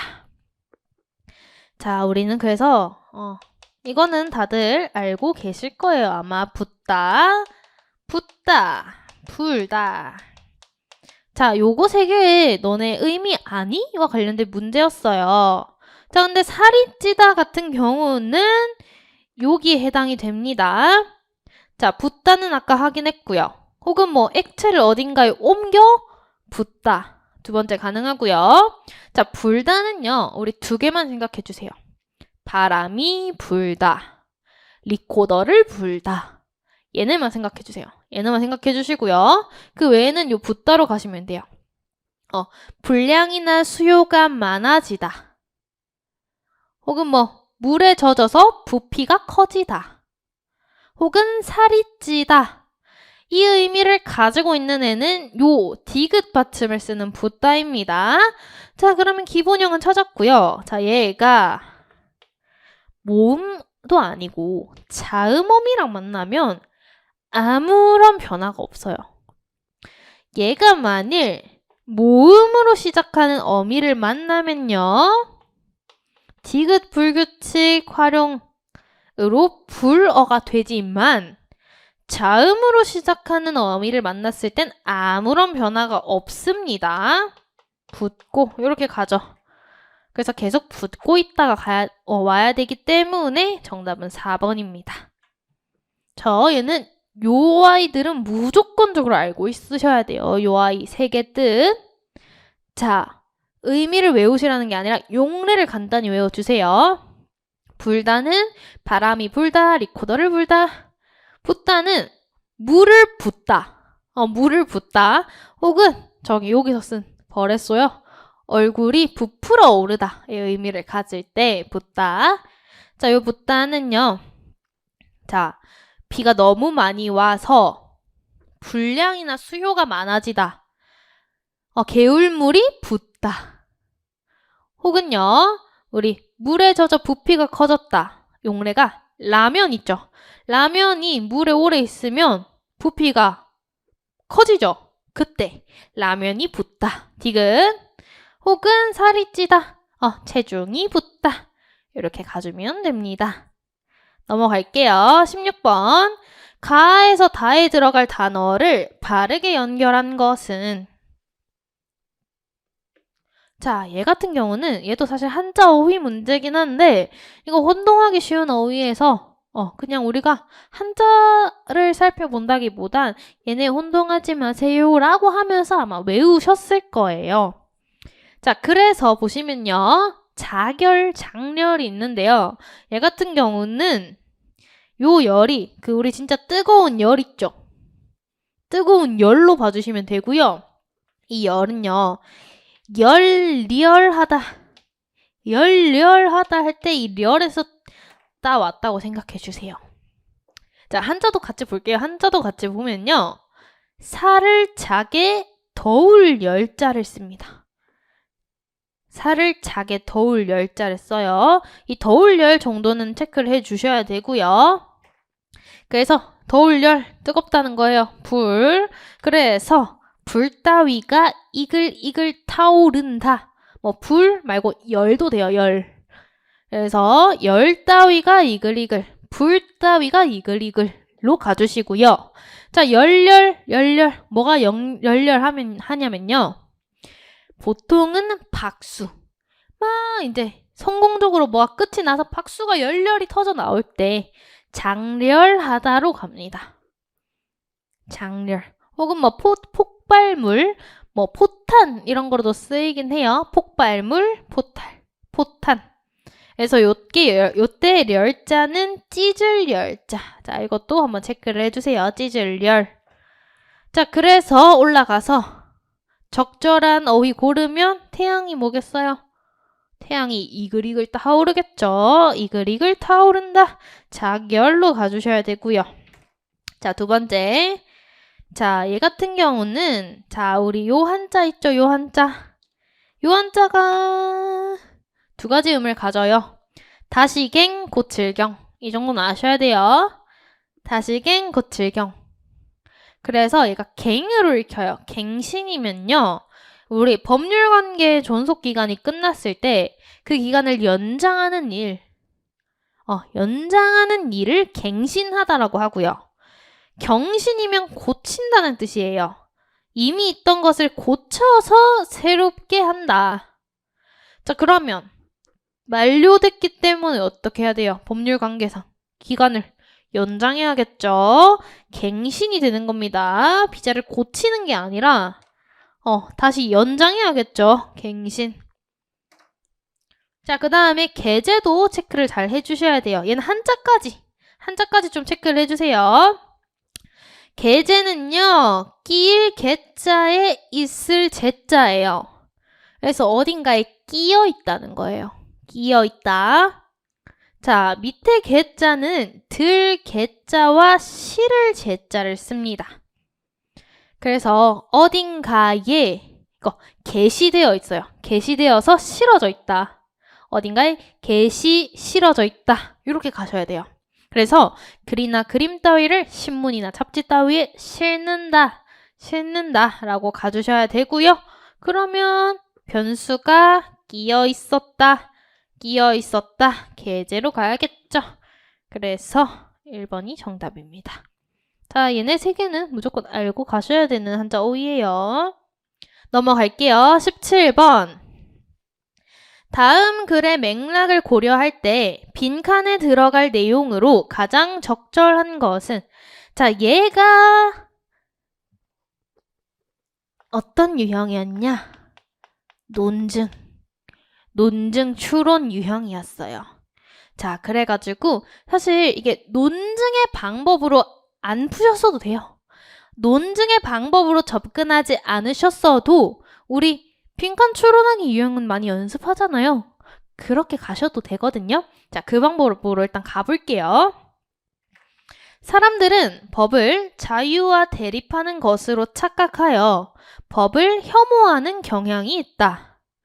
그러나 모든 국민이 법 없이 최대의 자유를 누리는 이상적인 사회 질서를 주장했던 자유지상주의는 환상에 지나지 않는다.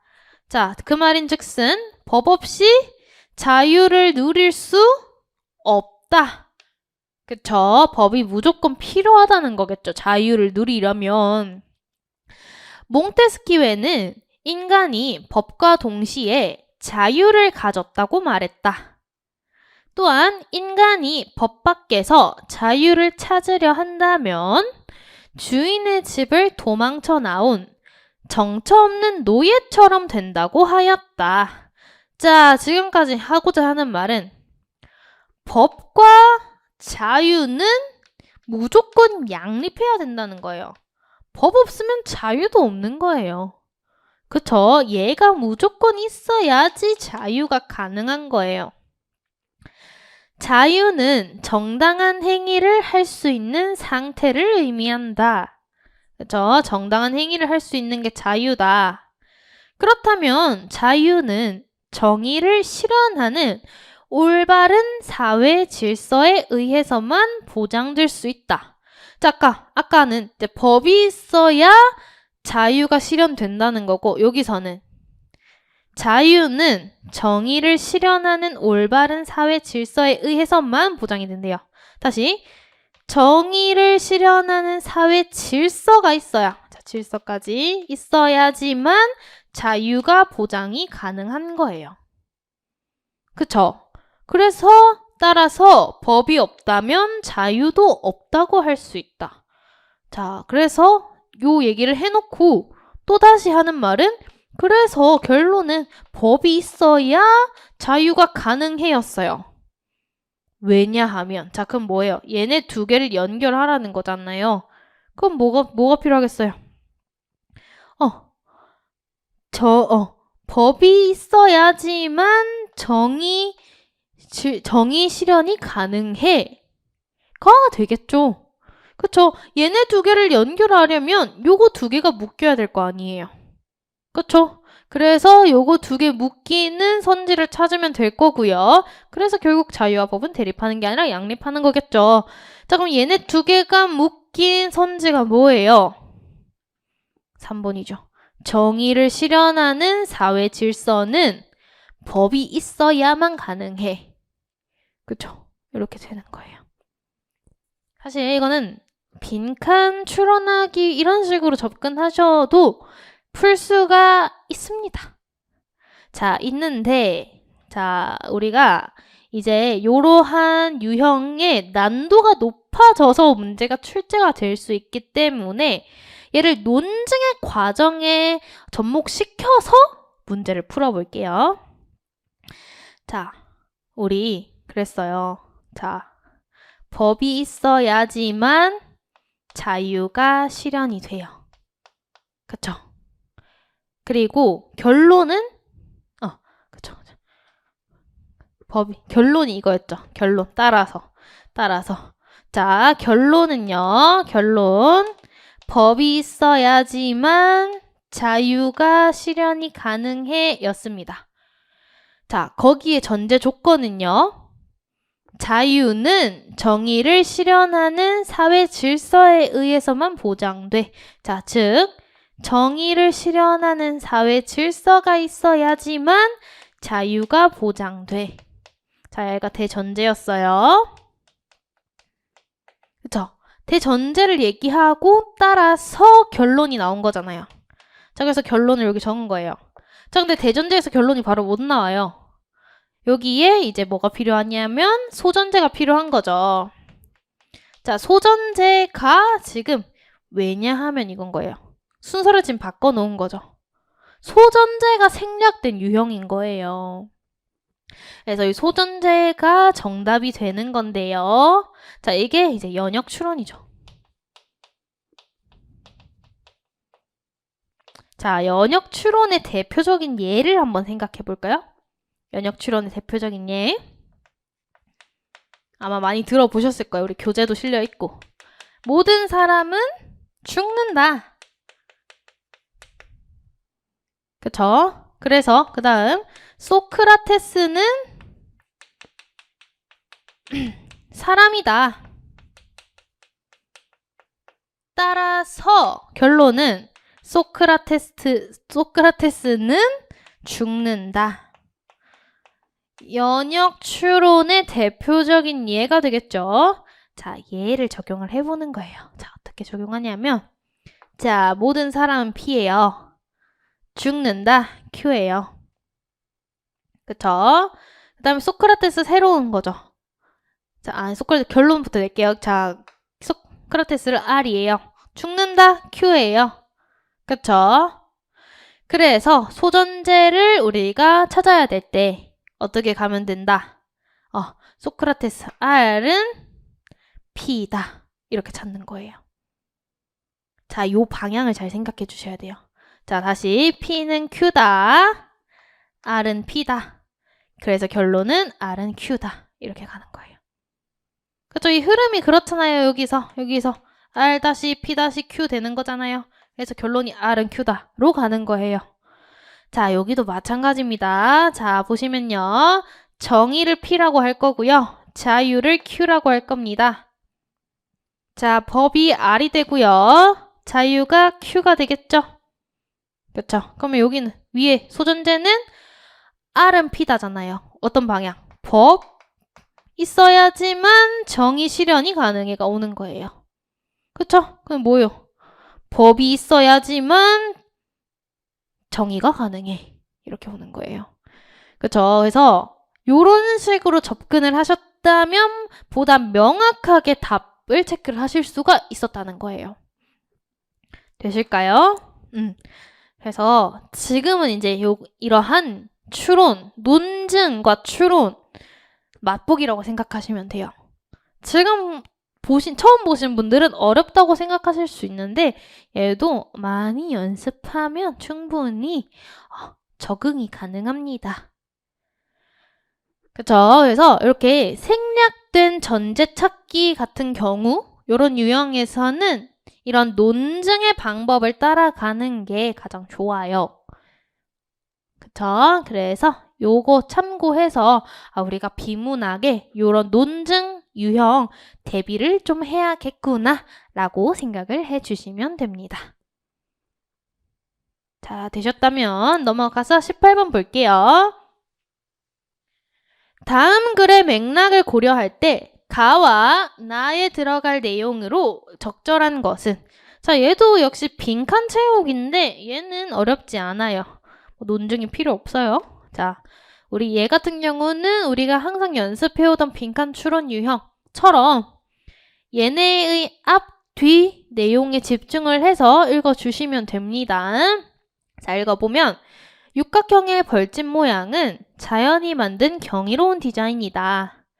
이 벌집의 과학적인 구조는 역사적으로 경탄의 대상이었는데 다윈은 벌집을 경이롭고 완벽한 과학이라고 평가했다.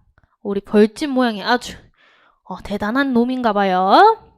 벌집의 정육각형 구조는 구멍과 구멍 사이 간격을 최소화하면서 공간을 최대화할 수 있는 가장 안정적인 형태래요. 이 정육각형 구조가. 이러한 구조는 가라는 이점이 있대요. 이점을 찾아야겠죠. 아직 앞에서는 안 나왔으니까 뒤에서 나오겠죠. 벌이 밀랍 1온스를 만들려면 약 8온스의 꿀을 먹어야 한다. 공간이 최적화됨으로써 필요한 밀랍의 양이 줄어서 이점이겠죠. 벌집을 짓는데 드는 노력과 에너지가 최소화된다. 이점이겠죠. 이점. 자, 그럼 선집을까요? 이점. 관련 내용 뭐예요? 노동량 최대화? 아니죠. 최소화되는 거겠죠. 벌집을 짓기 위해 필요한 밀랍의 양이 적게 든다. 얘가 맞겠죠. 자, 가 내용은 찾았고요. 이어서 나 보시면요. 이처럼 벌집은 과학적으로 탄탄하고 기술적으로 효율적인 디자인이다. 아주 대단한 애예요, 벌집이. 게다가 예술적으로 아름답기도 하대요. 견고하고 가볍고 실용적이면서 아름답기까지 한 이 구조를 닮은 벌집 구조를 닮은 건축 양식이나 각종 생활용품을 흔히 발견할 수 있다. 자, 벌집을 닮은 우리 건축 생활용품이 많대요. 이는 나래요. 나 그럼 뭐예요? 볼까요? 나. 자연의 구조인 벌집이 인간에게 영향을 줬다. 어때요? 맞죠? 벌집을 닮은 인간 구조물이니까 벌집이 인간에게 영향을 준 게 맞겠죠. 그러면 정답은 3번이겠죠. 자, 4번 보시면 인간이 만든 디자인은 자연보다 뛰어날 수 없다. 아니죠. 어떻게 닮았다고 했는데. 그렇죠? 그래서 얘 같은 경우는 앞뒤 내용만 집중해서 보셨어도 충분히 쉽게 푸실 수 있었던 빈칸 추론 문제였습니다. 자, 이어서 19번 볼게요. 다음 글에서 추론한 내용으로 가장 적절한 것은 자, 추론하기 유형이네. 그럼 우리가 글을 꼼꼼하게 읽고 분석을 해보자. 글을 유기적으로 읽자. 해볼게요. 언어는 사회적 약속이기 때문에 개인이 함부로 바꿀 수 없다. 자, 언어는 사회적 약속이에요. 그러니까 당연히 못 바꾸겠죠. 그런데 하지만 그게 고정된 것은 아니기 때문에 살아있는 유기체처럼 변화하기도 한대요. 이 변화의 원인에는 언어적, 역사적, 사회적, 심리적 원인이 있다. 이로 인해 단어의 의미 변화가 일어난다. 자, 이러한 원인으로 의미 변화 일어난대요.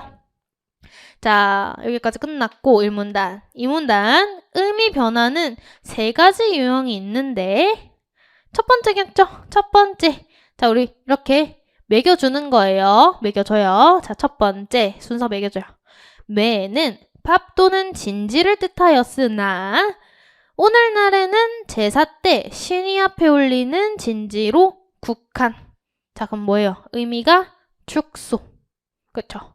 두 번째, 지갑은 원래 종이로 만든 것이었는데 지금은 가죽이나 헝겊 따위로 만든 것도 모두 포함한대요.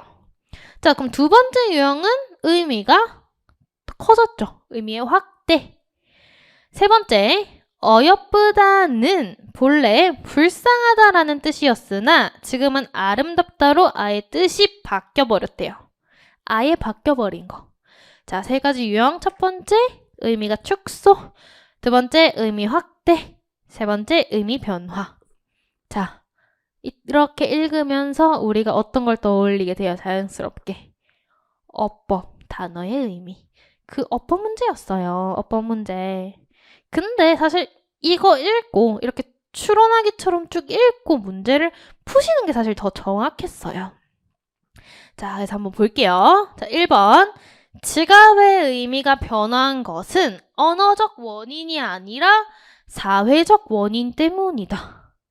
어떻게 알아요? 어떻게 알아요? 알 수 없어요. 추론할 수 없어요. 그쵸? 2번. 얼굴은 형체를 뜻하였으나 안면만을 가리키는 것으로 바뀐 것은 원래 형체였는데 안면만을 가리킨대요. 의미가 축소. 지갑은 의미 확대였죠. No. 3번. 인정은 뇌물이었는데 사람의 감정을 뜻하는 것으로 바뀌었어요. 의미가 아예 변화한 거. 어여쁘다도 변화였죠. 오케이, 되고요. 4번. 다리는 원래 사람이나 동물의 신체 일부를 지시했으나 무생물까지 사용하게 된 건 뭐예요? 의미의 확대. 뇌는 의미의 축소였죠? 그래서 아닌 거예요. 정답은 3번이에요. 자, 보시면 충분히 지문만 읽고도 풀 수 있겠죠? 추론하기, 비문학으로 봐도 무방해요. 왜냐면 만일 어법 문제였으면 어떻게 나오겠어요? 요런 것들을 안 주겠죠. 이 뜻을 안 주겠죠. 그쵸? 그래서 얘 같은 경우는 비문학과 어법이 결합된 문제였고 이러한 유형에도 우리가 익숙해지자라는 걸 가지고 가시면 됩니다. 자, 마지막 문제 볼게요. 20번. 다음 글에서 추론한 내용으로 가장 적절한 것은 자, 추론하기예요. 추론하기. 자, 우리 유기적으로 읽어볼게요. 미셀 교수는 마시멜로 실험을 했대요. 아동들에게 마시멜로를 하나씩 주고 15분간 먹지 않으면 하나 더 주겠다고 한 뒤 아이가 못 참고 먹는지 아니면 끝까지 참는지 관찰했는데 아이들이 참을성을 발휘한 시간은 평균 2분이었지만 25% 아이들은 끝까지 참아 마시멜로를 더 먹을 수 있었다. 자, 여기까지는 실험 얘기한 거예요. 흥미로운 점은 12년이 지나서 당시 실험에 참가했던 아이들을 추적 조사한 결과이다. 1분 이내에 마시멜로를 먹은 아이들은 못 참은 애들이죠. 아이들은 학교나 가정에서 문제를 일으키는 경우가 많았지만 15분간 참을성을 발휘한 아이들은 1분 이내에 마시멜로 먹은 아이들보다 대학 진학 시험 점수 평균이 훨씬 더 높았다.